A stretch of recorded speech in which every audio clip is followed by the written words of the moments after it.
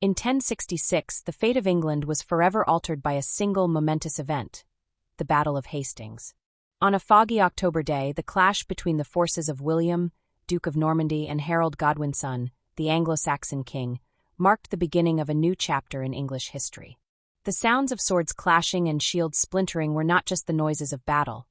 They were the echoes of an old order crumbling and a new one rising from the ashes. As William emerged victorious, not only did he earn the crown of England, but he also set into motion a transformation that would forever reshape the nation's culture, language, and governance.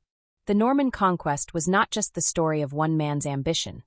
It was the dawn of a new era that would alter the course of English history for generations to come. In the early morning hours of October 14, 1066, the green fields near Hastings witnessed a moment that would forever change the course of English history.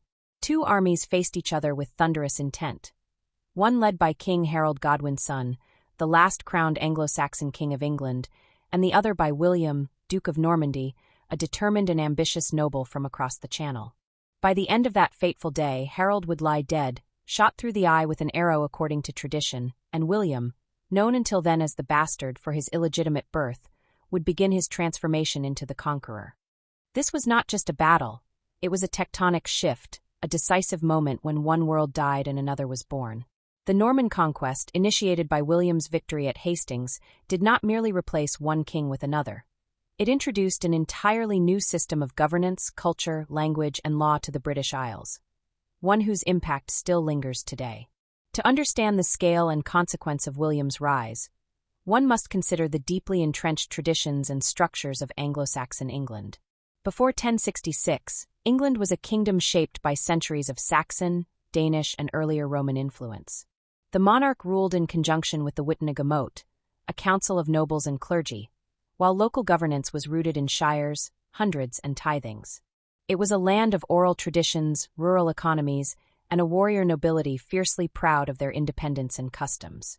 Kings were chosen by a mixture of heredity, strength, and consensus, and succession was not always clear-cut. Edward the Confessor, the last uncontested Anglo-Saxon king, died childless, which sparked a bitter contest for the throne.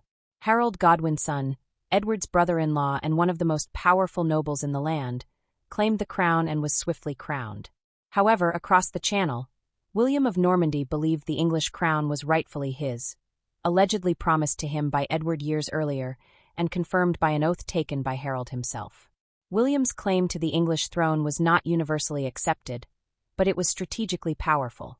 As Duke of Normandy, he had spent his life navigating the treacherous waters of medieval politics, asserting control over rebellious barons, and strengthening his duchy into one of the most formidable forces in Western Europe.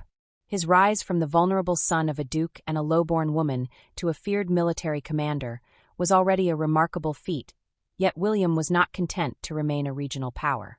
The opportunity presented by Edward's death and Harold's controversial coronation allowed him to pursue a far more ambitious goal: the throne of England. It was not just about expanding territory. For William, the crown of England offered legitimacy, a way to transcend the stigma of his birth and become one of the most powerful monarchs in Christendom. What followed was a carefully orchestrated invasion, sanctioned by the Pope, financed by Norman and European allies, and executed with calculated precision. When William landed in England, he did so not just as a conqueror, but as someone claiming his lawful inheritance. His army was a coalition of Norman knights, Breton archers, and Flemish foot soldiers, driven by a mixture of faith, greed, and loyalty to a man they believed had God's favor. The Battle of Hastings was not inevitable, but it was thorough. Harold's army, already worn from battle against a Norwegian invasion in the north, met William's fresher and better organized forces in Sussex. The Norman victory was achieved through a combination of tactical innovation, deception, notably feigned retreats, and the sheer discipline of their mounted knights. The death of Harold broke English morale and cleared the path to William's eventual coronation. But the battle was only the beginning. William's victory at Hastings and his coronation at Westminster Abbey on Christmas Day, 1066, marked the end of Anglo-Saxon rule and the birth of a new Anglo-Norman England. The transition, however, was not smooth or bloodless. It required years of brutal suppression, strategic marriages, the construction of fortresses, and the systematic redistribution of English lands to Norman nobles. William imposed a new aristocracy, replaced English bishops with Normans, and introduced a feudal system more rigid than anything previously known in England. His reign transformed the very fabric of English life, from the language spoken in courts and documents to the architecture that defined its cities and countryside. Themes of power, legitimacy, and conquest lie at the heart of William's story.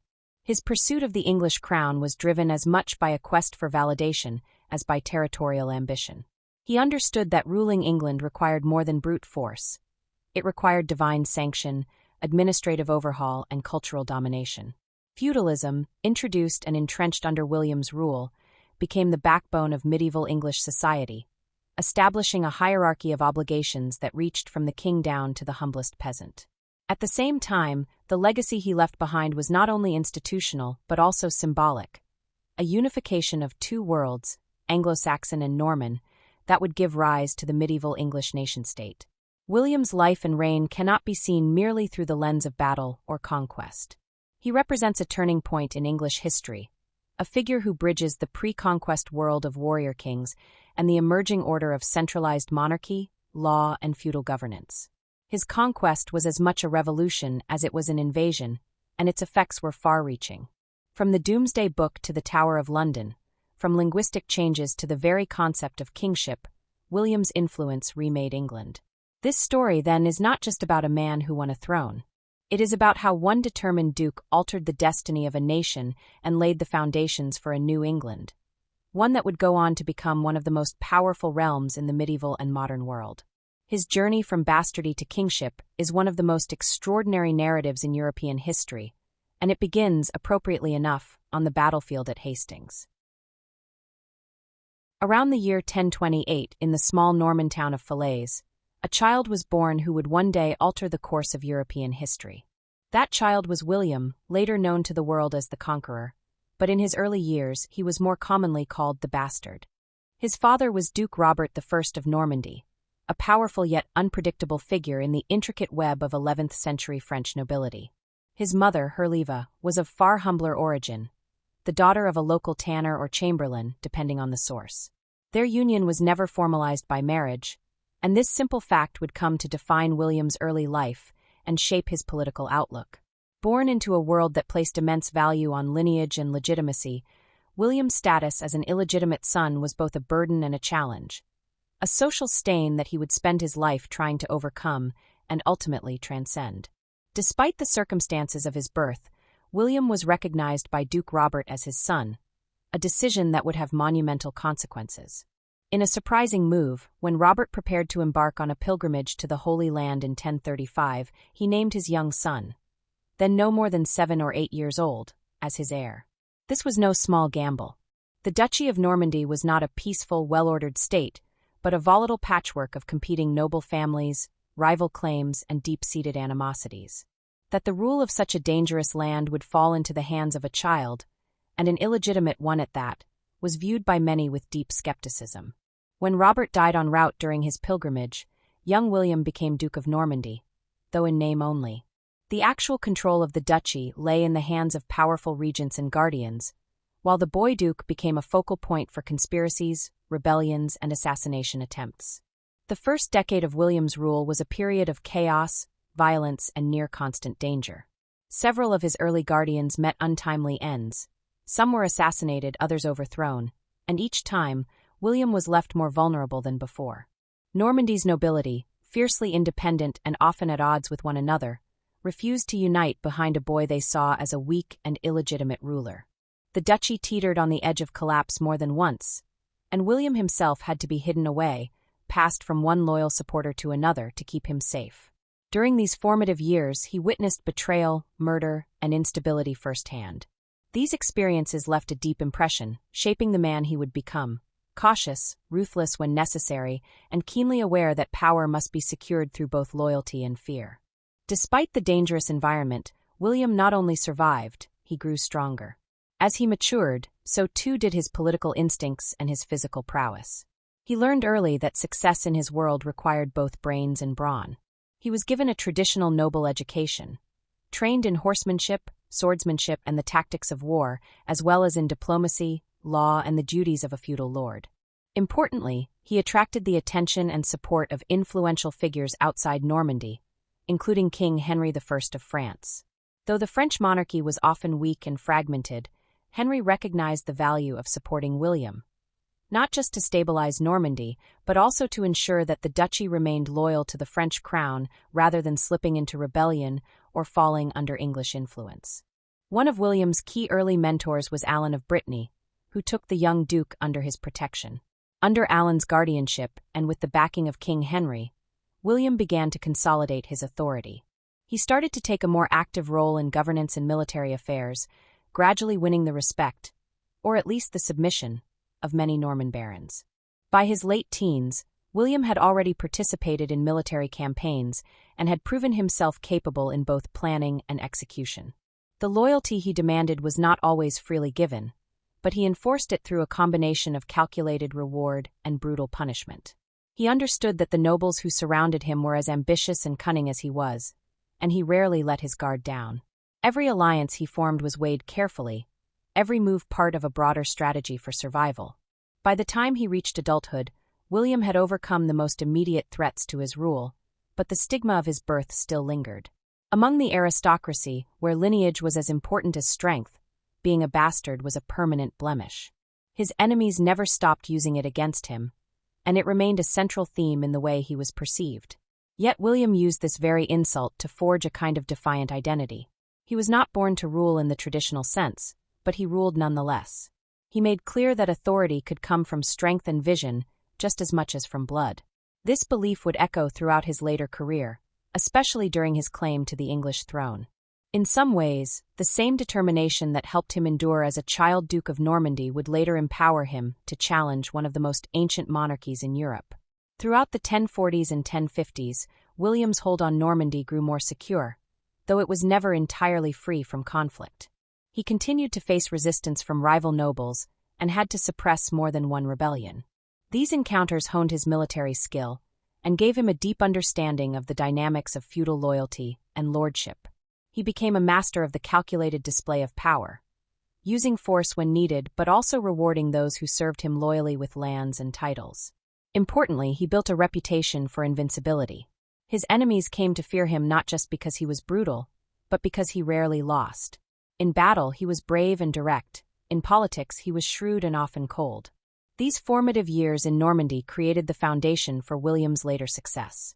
The survival of his rule as a child, despite assassination attempts and rebellions, forged his instincts for leadership. His status as an outsider pushed him to prove himself again and again. His mentors, especially Alan of Brittany and King Henry of France, offered him both protection and a model for political maneuvering. And the turmoil he endured taught him the necessity of absolute control. By the time he began to look beyond Normandy and consider the English crown as a possibility, he was already a hardened ruler, a skilled warrior, and a formidable politician. William's life in Normandy, then, was not simply a prelude to the more famous events of 1066. It was the crucible in which his character was formed.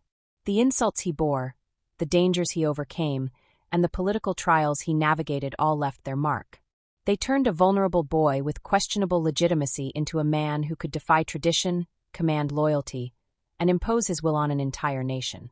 The challenges of his youth didn't defeat him, they defined him. And it was this version of William, forged in the fire of Norman politics, who would one day sail across the English Channel, claim a crown, and change history forever. The years following William's turbulent youth were marked by determined effort to establish unchallenged authority across Normandy. From a fragile child duke narrowly surviving assassination attempts, he grew into a formidable and pragmatic ruler capable of enforcing control over rebellious vassals and restructuring power dynamics within his duchy. This transformation was neither swift nor easy. Normandy was deeply fragmented, a land ruled not merely by the ducal title, but by force, fear, and allegiance, each of which William had to master. His consolidation of power would be defined by his relentless suppression of insurrection, clever political marriages, critical battlefield victories, and the calculated reconstruction of Normandy into a centralized and militarized state.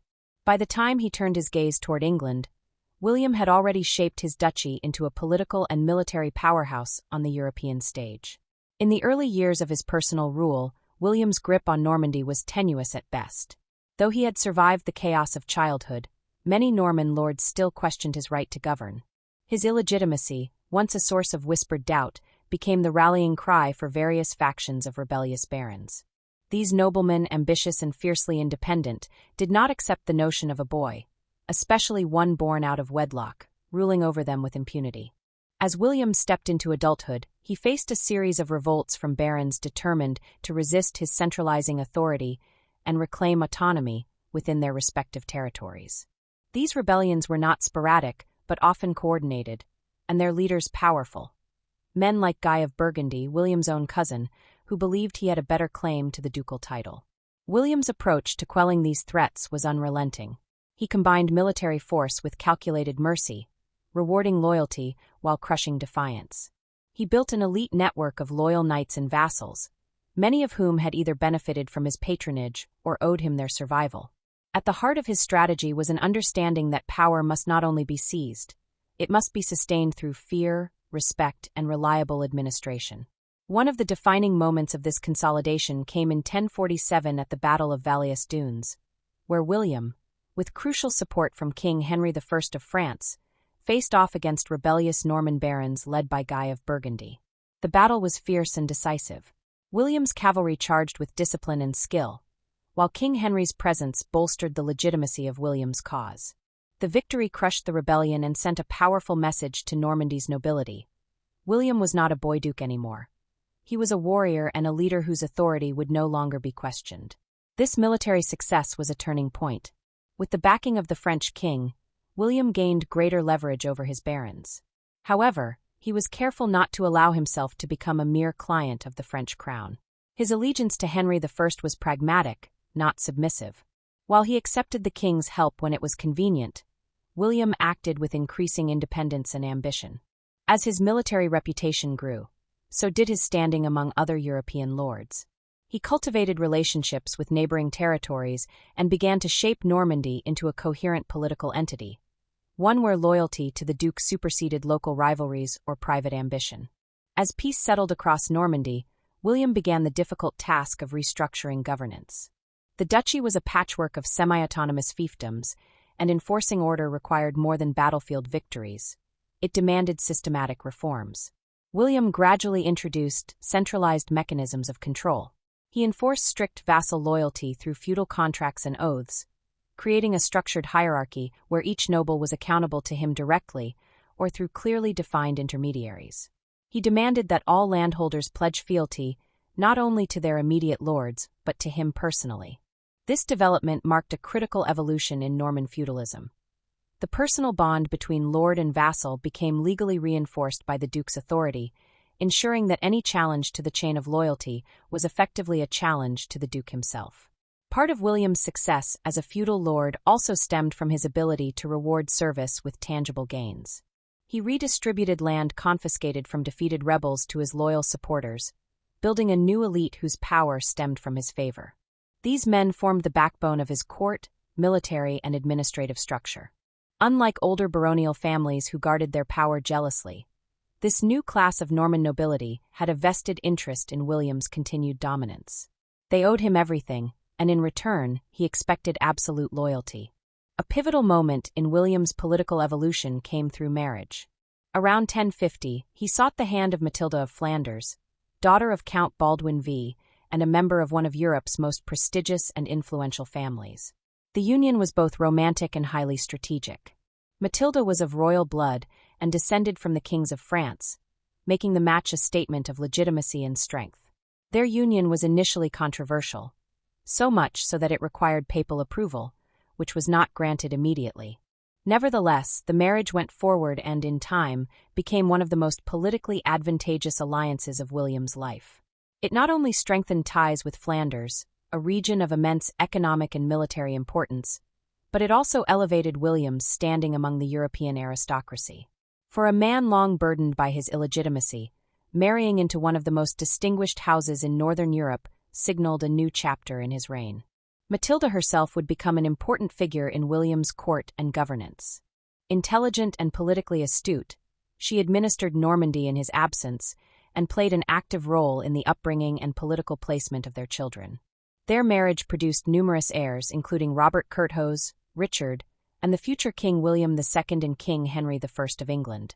This dynastic stability, something William had lacked in his own youth, added a further layer of strength to his rule.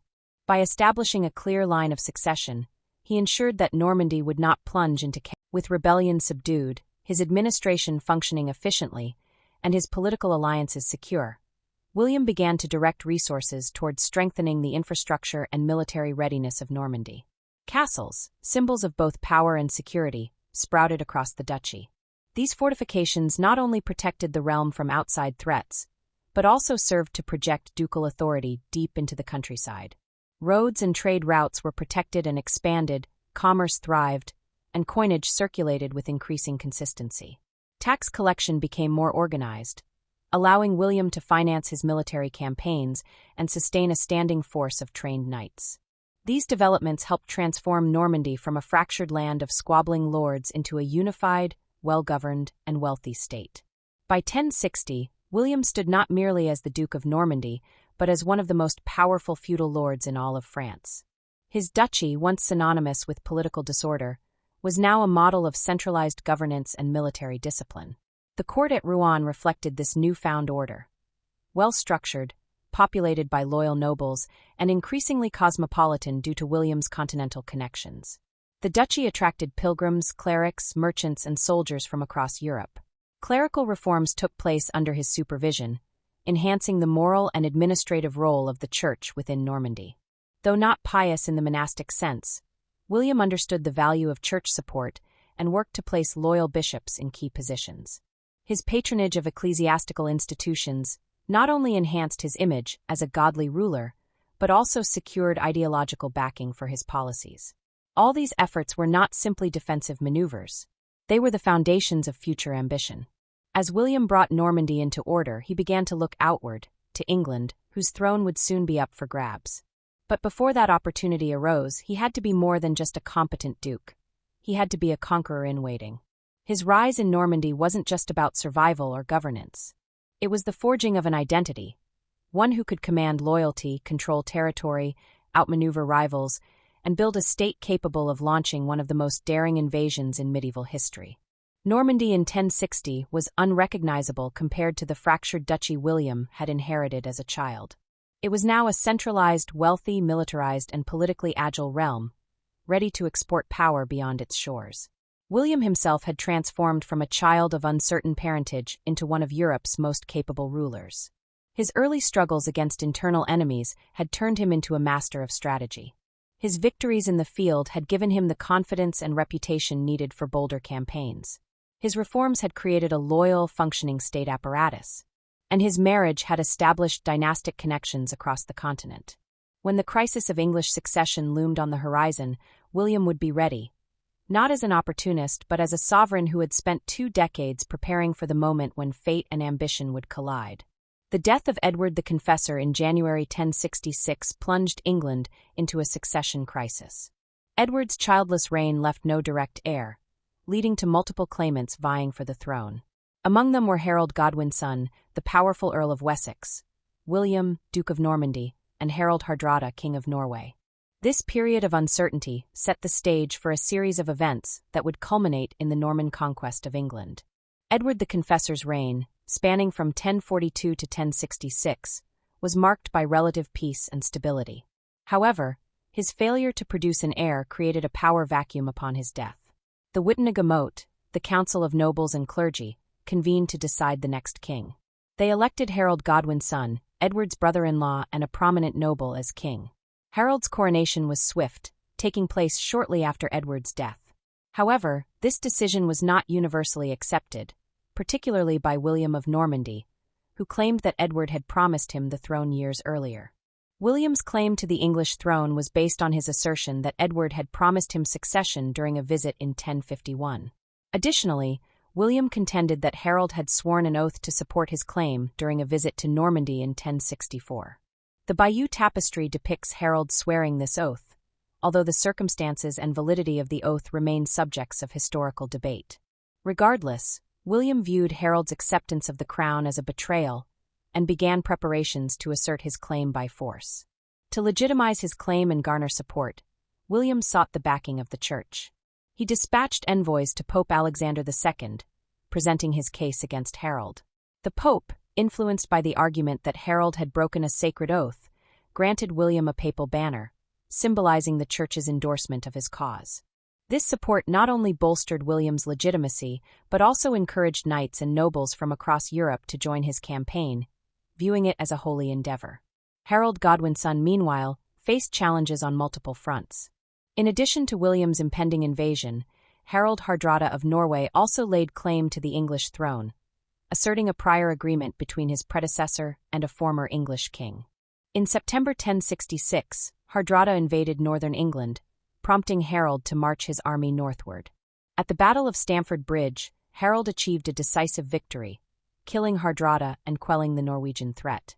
However, this victory came at a cost, leaving Harold's forces depleted and fatigued. Seizing the opportunity, William landed on the southern coast of England shortly after Harold's northern campaign. Harold rapidly marched his army south to confront the Norman invaders. The two forces met at the Battle of Hastings on October 14, 1066. The battle was fiercely contested, but ultimately, William's forces prevailed. Harold was killed in the battle, leading to the collapse of English resistance. William's victory at Hastings marked the beginning of Norman rule in England, and a significant shift in the country's cultural and political landscape. In the aftermath of his victory, William faced the task of consolidating his control over England. He embarked on a campaign to subdue remaining resistance, constructing castles and fortifications to establish Norman authority. William's reign introduced significant changes, including the redistribution of land to Norman nobles, the introduction of the feudal system, and reforms in governance and law. The Norman conquest had a profound and lasting impact on England, reshaping its society, language, and institutions. The succession crisis of 1066 and the subsequent Norman conquest underscore the complexities of medieval politics, where claims to power were contested through a combination of lineage, oaths, and military might. The events of this period highlight the interplay between personal ambition, political maneuvering, and the broader forces of history that shape nations. In 1066, England underwent a seismic transformation that would redefine its monarchy, language, and social structure. The year began with the death of King Edward the Confessor, leaving no direct heir and igniting a fierce contest for the throne. Among the claimants were Harold Godwin's son, a powerful English noble, Harald Hardrada, the King of Norway, and William, Duke of Normandy. Each believed they had a legitimate claim, setting the stage for a series of events that would culminate in the Norman conquest. William's preparations for invasion were meticulous. He assembled a formidable fleet, reportedly comprising around 700 ships, to transport his army across the English Channel. This force included not only Norman troops but also allies from Brittany and Flanders, bolstered by the papal banner granted by Pope Alexander II, signifying the Church's support for his claim. Despite delays caused by unfavorable winds, which kept his fleet at bay for weeks, William remained resolute. The delay inadvertently worked in his favor, as it coincided with Harald Hardrada's invasion of northern England, drawing King Harold Godwin's son away from the southern coast. Harold's rapid response to Hardrada's incursion led to the Battle of Stamford Bridge on September 25, 1066. Despite the exhaustion from a forced march north, Harold's forces achieved a decisive victory, killing both Hardrada and Harold's own brother, Tostig, who had allied with the Norwegians. However, this triumph came at a cost. Harold's army was depleted and weary, and he had little time to recover before news arrived of William's landing on the southern coast.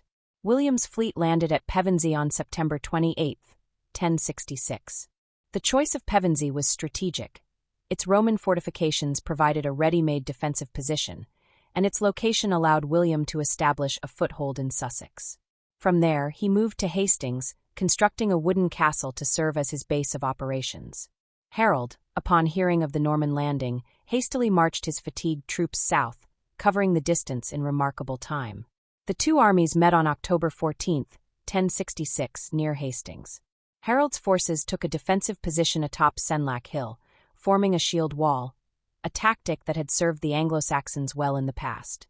William's army, composed of infantry, cavalry, and archers, launched repeated assaults on the English lines. The battle was intense and prolonged, with neither side gaining a clear advantage for hours.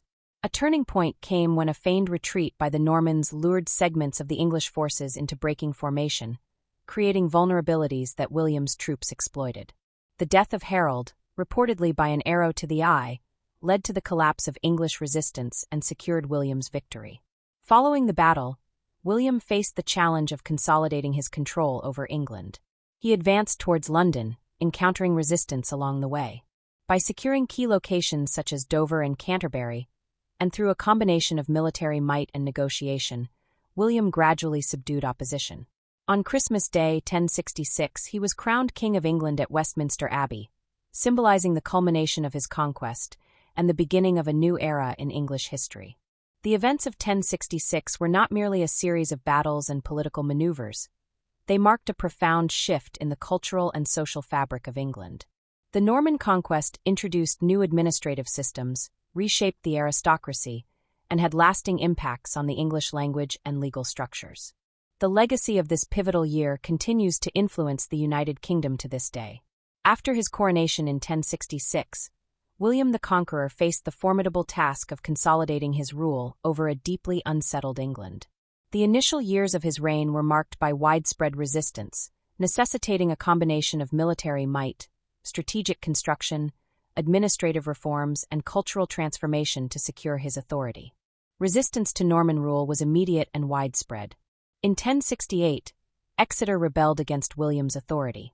William responded by besieging the city, eventually compelling its surrender and establishing a Norman presence. The following year, the north of England became a hotbed of rebellion, with figures like Edgar Atheling rallying opposition. William's response was the infamous harrying of the north during the winter of 1069 to 1070, a brutal campaign that devastated the region, leading to widespread famine and depopulation. In 1070, Hereward the Wake led a significant rebellion in the Fens, particularly around Ely.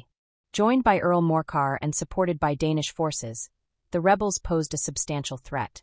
William eventually subdued the uprising, reportedly by bribing local monks to reveal secret paths through the marshes, leading to the capture of Ely and the imprisonment of Morcar. To assert control over the newly conquered territories, William initiated an extensive castle-building program. These fortifications, often constructed in the Motte and Bailey style, served both as military strongholds and symbols of Norman dominance. The Tower of London, begun in 1078, exemplifies this strategy, serving as a formidable fortress and a statement of power. Other castles, such as those in Durham and Windsor, further solidified Norman presence across England. William also undertook a comprehensive redistribution of land to reward his followers and entrench Norman authority. Anglo-Saxon nobles were dispossessed, and their lands were granted to Norman lords, creating a new aristocracy loyal to the king. This shift not only consolidated William's power, but also laid the foundation for the feudal system in England. The cultural landscape of England underwent significant changes under Norman rule. French became the language of the court, administration, and law, supplanting Old English in official contexts. This linguistic shift introduced a plethora of French vocabulary into English, particularly in areas related to governance, law, and the arts. In 1086, William commissioned the Domesday Book, an extensive survey documenting landholdings and resources across England. This monumental work provided a detailed account of the kingdom's assets, facilitating taxation and legal disputes. The Domesday Book stands as a testament to William's administrative acumen and remains a crucial source for understanding medieval England. Through a combination of military suppression, strategic construction, administrative overhaul, and cultural integration, William the Conqueror transformed England. His early years of rule were pivotal in establishing Norman dominance, reshaping the social and political fabric of the nation, and leaving an indelible mark on its history. Following the Norman conquest of England in 1066, William the Conqueror initiated a comprehensive transformation of the English Church, aligning it more closely with continental practices and the papacy.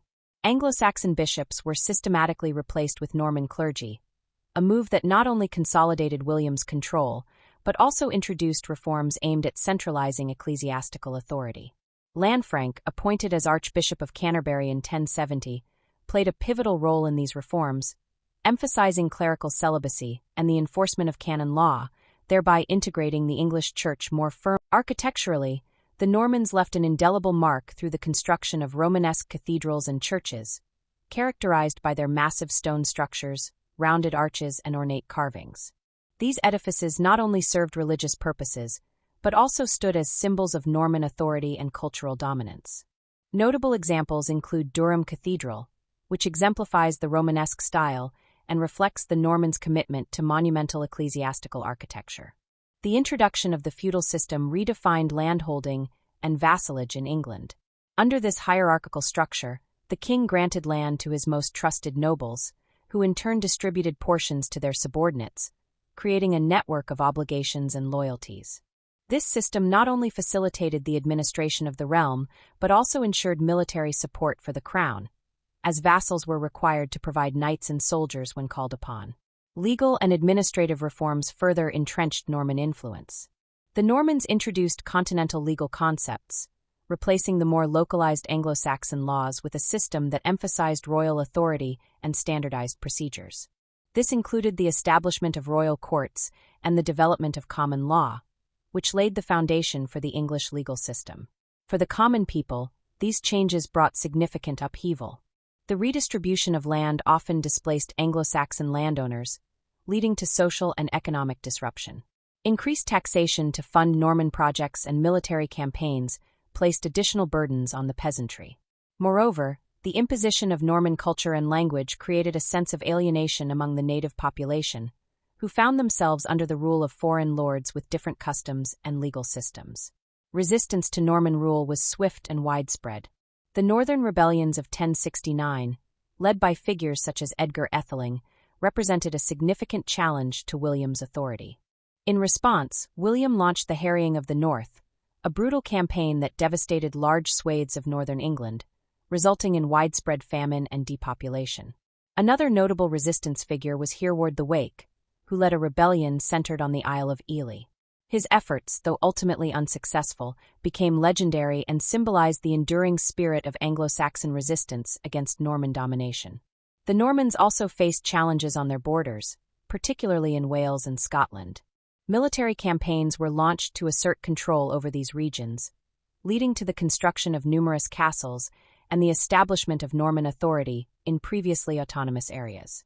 William's methods of consolidating power were often marked by brutality. His willingness to employ scorched-earth tactics and harsh reprisals against rebels underscored his determination to maintain control. While these actions secured his rule, they also left a legacy of resentment and hardship among the conquered populations. The Norman conquest brought profound changes to England's religious, social, and political landscapes. Through a combination of ecclesiastical reform, architectural innovation, feudal restructuring, and legal overhaul, the Normans reshaped the nation. However, these transformations came at a significant cost, marked by resistance, repression, and the suffering of the common people. In 1085, William the Conqueror commissioned the Domesday Book, a comprehensive survey of England's landholdings and resources. This monumental task aimed to assess taxation and establish feudal control following the Norman conquest.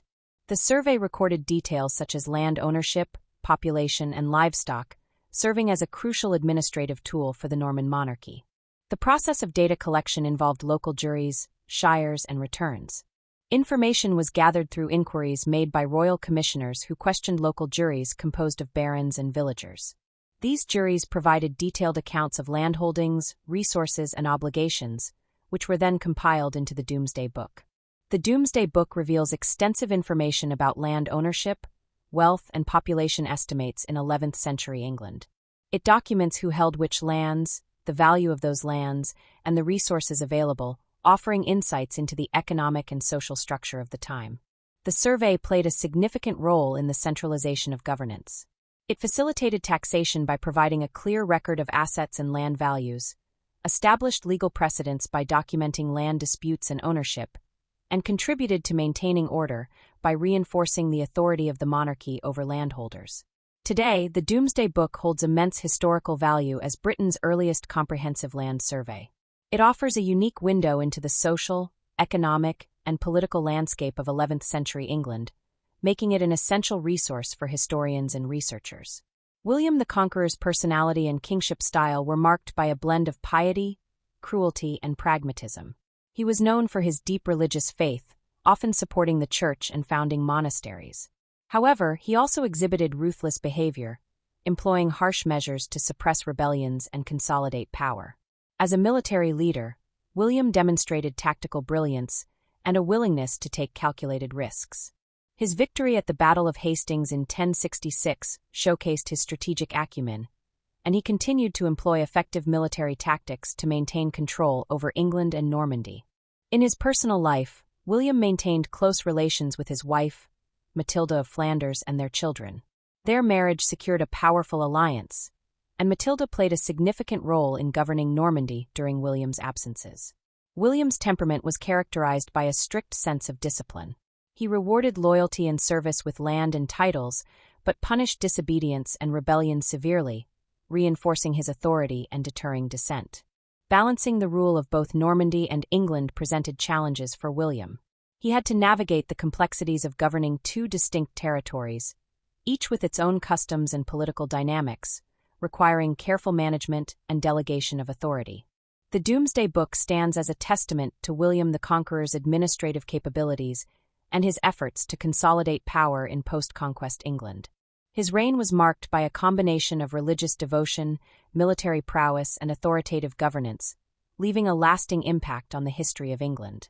In the twilight of William the Conqueror's reign, his dominion faced mounting challenges both from external adversaries and internal familial discord. His relationship with King Philip I of France, once marked by mutual respect, deteriorated into open hostility. Philip, seeking to curtail Norman influence, supported rebellions within William's territories and aimed to reclaim contested regions like the Vexin. This rivalry culminated in a series of confrontations, including the burning of Mantes in 1087, a strategic town on the border of Normandy and the French royal domain. William's retaliatory campaign against Mantes resulted in a severe injury when his horse stumbled amidst the ruins, leading to his eventual death on September 9, 1087.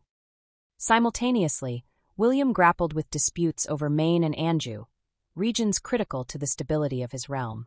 The county of Maine, in particular, was a focal point of contention, with both Normandy and Anjou asserting claims over it. William's efforts to assert control were met with resistance, and the complex web of alliances and enmities in the region made lasting peace elusive. Compounding these external pressures was the internal strife within William's own family. His eldest son, Robert Curthose, grew increasingly resentful over perceived slights and the lack of autonomy granted to him. This tension escalated into open rebellion, with Robert seeking support from William's adversaries, including King Philip I. The familial discord not only threatened the cohesion of William's territories, but also foreshadowed the succession disputes that would follow his death. William's demise was as tumultuous as his reign. After sustaining injuries during the campaign against Mantes, he was taken to the priory of Saint Gervais near Rouen, where he succumbed to his wounds. His death set off a scramble among his sons for control of his vast holdings. Robert inherited Normandy, while William Rufus was bequeathed England, leading to further conflicts and power struggles in the years to come. The circumstances of William's burial added a final note of ignominy to his storied life. Transported to Caen for interment at the Abbey of Saint-Étienne, his funeral was marred by a series of mishaps. Due to delays and the decomposition of his body, attempts to fit him into a stone sarcophagus resulted in the corpse bursting, filling the church with a foul odor and causing chaos among the mourners. Thus, the final chapter of William the Conqueror's life was characterized by a convergence of external conflicts, internal familial disputes, and a death that underscored the fragility of even the most formidable rulers. After William the Conqueror's death in 1087, the kingdom he built was left in a state of uncertainty and division. The inheritance of his empire was fraught with conflict, as William divided his lands between his sons, leading to a legacy that was as fractured as it was transformative. The division of lands between William's two eldest sons, Robert Curthose and William II, William Rufus, set the stage for future tensions and dynastic struggles. Robert Curthose, the eldest son, inherited Normandy, the duchy that had been his father's stronghold. However, Robert was not a strong leader. His rule was characterized by instability, which would lead to several failed attempts to consolidate power and significant conflicts within his own territories. His inability to manage his lands effectively often placed him at odds with his vassals and brothers, including William Rufus, who ruled England. Robert's reign in Normandy was short-lived, and his failure to assert control over both Normandy and England would eventually lead to a weakening of the family's power in France. William II, known as William Rufus, was a different kind of ruler. He inherited England, where he sought to continue his father's policies while asserting his authority more strongly. William II was known for his authoritarian nature and his ruthless pursuit of power. Unlike his brother Robert, William Rufus was a more competent ruler in terms of consolidating power in England. His reign was marked by aggressive taxation, fortification of the kingdom, and harsh treatment of those who opposed him. William Rufus was keen on maintaining the Norman system of feudal control in England and ensured that his rule was unchallenged. His reign, however, was also characterized by several conflicts with the church and his eventual death in a hunting accident, which led to yet another succession crisis. Although William the Conqueror's immediate successors were not able to secure lasting peace or unity, the seeds of a powerful dynasty were sown during his reign. The Plantagenets, who would eventually take over the English throne in the 12th century, were indirectly connected to the Norman royal family. The Plantagenets descended from Geoffrey Plantagenet, Count of Anjou, who married Matilda, daughter of Henry I of England, the youngest son of William the Conqueror. Through this connection, the future of the English monarchy was tied to William's legacy, despite the tumultuous early years of his son's reigns. The Plantagenets would eventually go on to become one of the most influential dynasties in English history, shaping the course of the English monarchy for centuries. William's legacy also left an indelible mark on the British monarchy. Despite the struggles of his sons, the foundations for a centralized monarchy were established under William the Conqueror. His reforms in landholding, taxation, and administration set the stage for a more structured and powerful monarchy in England. The development of feudalism in England and the introduction of the Domesday Book were key components of his legacy that would shape the English political system for generations to come. However, William the Conqueror's legacy has been the subject of much debate, both in his own time and in modern scholarship. Scholars have long debated whether William was a tyrant or a reformer, as his reign brought about both significant advancements and brutal repression.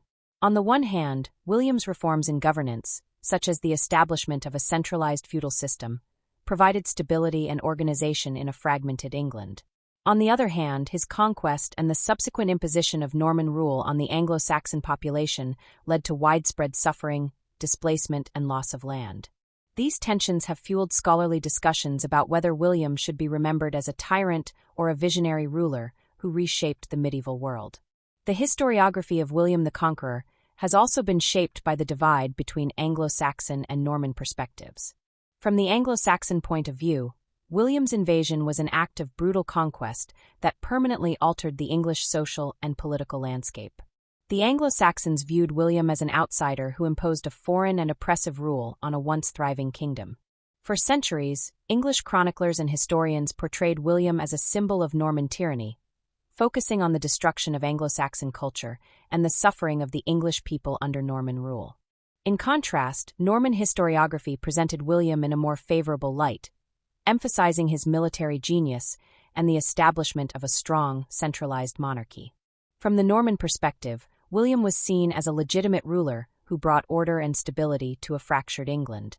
This narrative highlighted William's role in securing the throne and his contributions to the development of feudalism in England, which ultimately shaped the course of English history. Over time, William's legacy has been examined not only through the lens of history, but also through literature and art.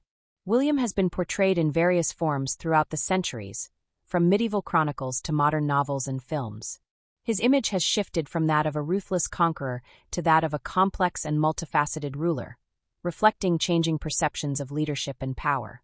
In literature, William is often depicted as a symbol of both the brutality of conquest and the genius of military strategy. In modern art, he has been represented as a larger-than-life figure whose legacy continues to be felt in both England and France. In both England and France, William the Conqueror's memory has been shaped by public memory and historical narratives. In England, his reign is often viewed through the lens of national identity and the emergence of the English nation-state. While William's conquest was initially seen as an invasion, over time, his rule became integral to the development of English society, law, and governance. In France, William is seen as a figure who united the Norman territories and forged a lasting connection between France and England. Despite the tumult of his reign, William's legacy in both countries remains significant, as his actions set the stage for centuries of political, cultural, and dynastic exchange. William the Conqueror's reign was one of monumental change and transformation. His legacy, however, is far from one-dimensional.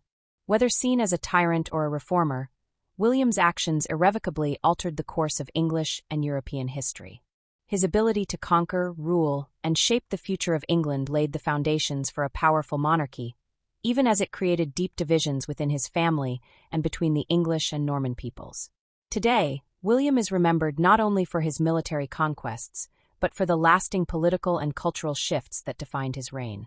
The debates over his legacy continue to shape how historians, scholars, and the public view his impact on the history of Britain and Europe.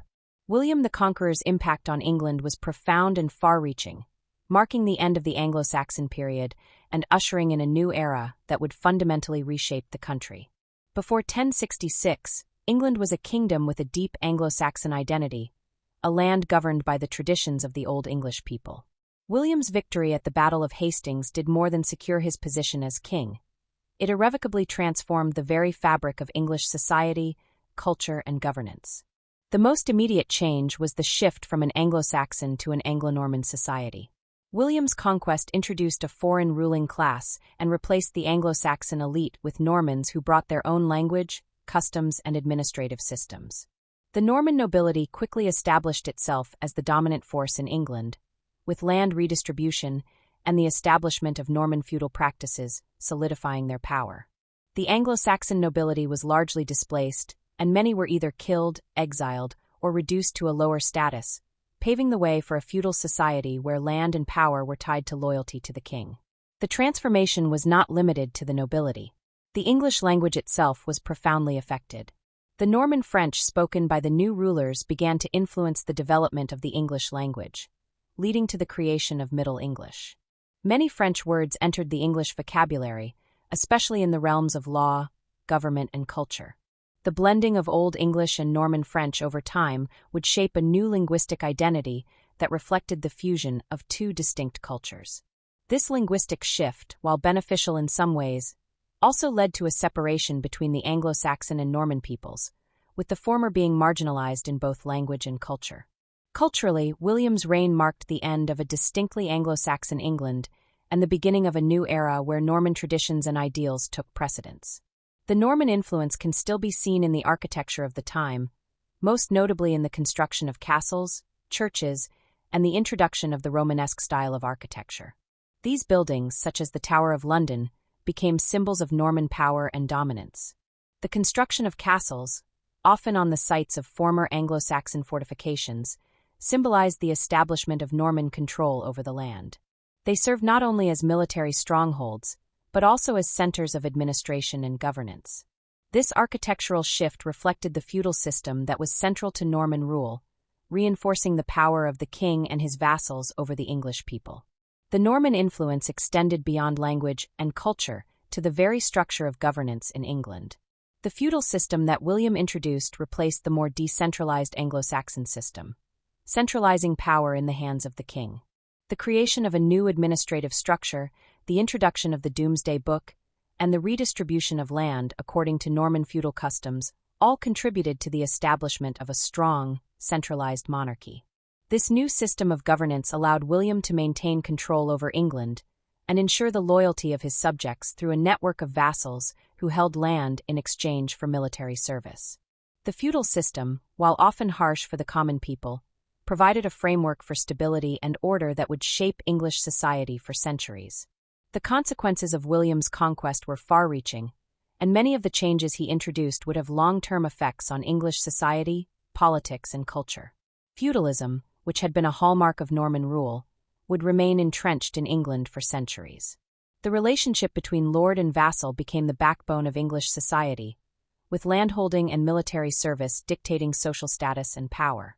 The system of land distribution, which was so closely tied to loyalty and military service, would influence English society for generations, shaping the relationships between the monarchy and its. Perhaps the most lasting impact of William's rule was the establishment of the monarchy as the central institution of governance in England. While earlier Anglo-Saxon kings had ruled with varying degrees of power, William's conquest solidified the monarchy as the dominant political force in England. The king, as the ultimate landowner, was able to exercise almost absolute control over his subjects, and the monarchy's central role in the governance of England would continue for centuries. In this sense, William laid the foundation for the future development of the English state. At the same time, the devastation caused by William's conquest and his imposition of Norman rule cannot be ignored. The violent suppression of rebellions, the displacement of the Anglo-Saxon nobility, and the widespread suffering inflicted on the common people were all consequences of William's victory. The harrying of the North, in particular, left a lasting scar on the landscape and population of northern England, with entire communities being destroyed in the wake of William's campaign. For many, the Norman conquest represented a period of brutal subjugation, and the resentment of Norman rule would persist for generations. In this sense, the paradox of William's conquest lies in the simultaneous destruction and progress it brought to England. While the country was devastated by war and oppression, the eventual outcome of the conquest was the creation of a more centralized and cohesive state. William's rule transformed England into a powerful monarchy with a strong feudal system, a unified language, and a centralized government. However, this progress came at a cost: the loss of Anglo-Saxon identity, the marginalization of the native population, and the destruction of a once flourishing culture. Looking back, William's legacy is one of both remarkable achievement and profound consequence. He succeeded in his goal of conquering England and establishing a powerful Norman monarchy, but the price of this success was high. The old Anglo-Saxon world was lost, replaced by a new Norman order that would shape the course of English history for centuries to come. While the changes he introduced ultimately helped to consolidate power and create a unified English state, they also left a legacy of division and conflict. The world William left behind was one of both opportunity and suffering, and his reign serves as a reminder of the complexity of conquest and the far-reaching consequences it can have on a nation's people and culture.